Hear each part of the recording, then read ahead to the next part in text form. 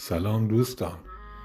برای کشیدن نقاشی‌های تخیلی خزنده، چرنده، پرنده و شتر گاوفلنگ و از این مسائل جن و پری کافیه اسب خیالتون رو ول کنین تو دشت آوچر، بره خودش بده و بچره، هرچی پیش آید خوش آید.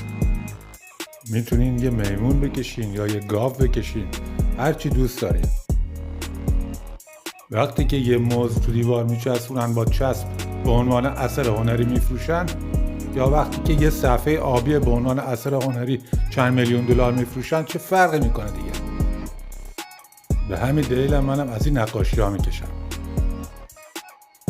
حالا این نقاشی هم صداش در میاد. اسم خودتو گذاشتی نقاش؟